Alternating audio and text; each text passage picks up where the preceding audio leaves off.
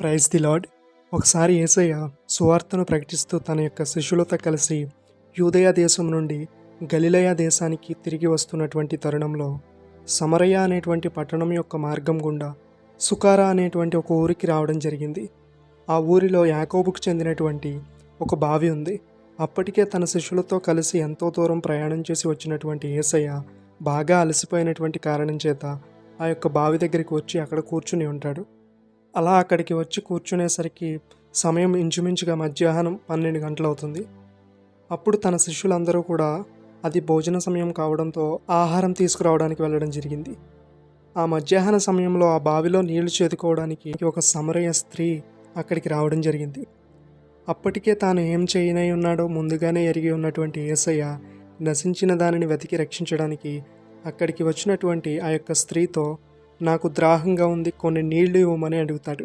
అయితే ఆ మాట విన్నటువంటి ఆ యొక్క సమరయ స్త్రీ, యూదుడవైన నీవు సమరయ స్త్రీనైనటువంటి నన్ను ఎలా నీళ్లు అడుగుతున్నావు అంటుంది.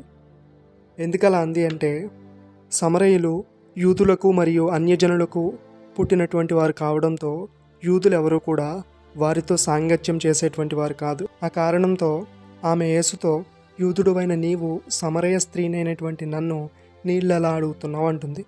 అందుకు యేసయ్య ఆమెతో, నీవు దేవుని వరమును నాకు దాహము తీర్చుమని నిన్ను అడుగుచున్నవాడెవడో నీవు తెలుసుకుంటే నీవు ఆయనను అడుగుతావని, ఆయన నీకు జీవజలం ఇచ్చనని ఆమెతో చెప్తాడు. ఆ మాట విన్నటువంటి ఆ యొక్క స్త్రీ ఇలా అంటుంది, అయ్యా, ఈ బావి చాలా లోతైనది, మీ దగ్గర నీళ్లు తోడుకోవడానికి కూడా ఏమీ లేదు, మరి ఆ యొక్క జీవజలం నీకు ఎలా దొరుకుతుంది? అయినా నీవు మాకు ఈ బావిని ఇచ్చినటువంటి మా తండ్రి అయిన యాకోబు కంటే నీవు గొప్పవాడివా అని యేసుతో అంటుంది. అప్పుడు ఆ మాటలు విన్నటువంటి యేసయ్య, ఈ బావిలో నీళ్లు తాగేవాడు మరలా తప్పికొంటాడు, అయితే నేను ఇచ్చు నీళ్లు త్రాగువాడు మరి అన్నడు తప్పికొనుడు. నేను వారికి ఇచ్చేటువంటి నీళ్లు నిత్య జీవముకై వారిలో ఊరేటి నీటి ఊట వలె ఉంటాయి అని ఆమెతో చెప్తాడు.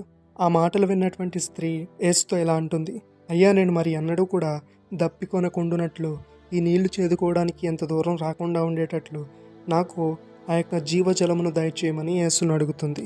అప్పుడు యేసయ్య, అయితే నీవు వెళ్ళి నీ యొక్క భర్తను ఇక్కడికి తీసుకుని రమ్మని ఆమెతో చెప్తాడు. అప్పుడు ఆ స్త్రీ, అయ్యా, నాకు పెనిమిటి లేడు అని యేసుతో చెప్తుంది.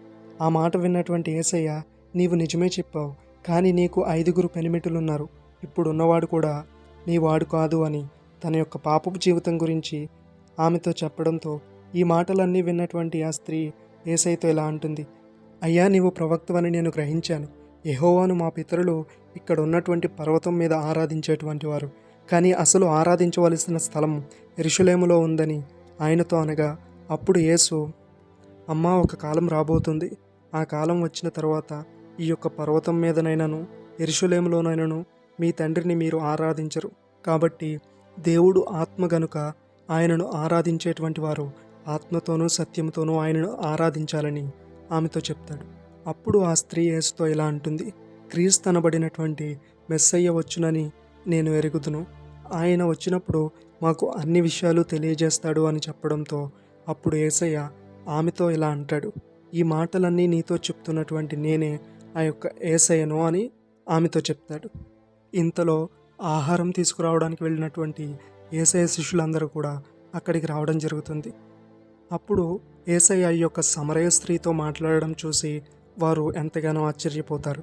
కానీ ఎవరు కూడా, యేసయ్య, నీవు ఎందుకు ఆ యొక్క స్త్రీతో మాట్లాడుతున్నావని ఎవరూ అడగలేదు.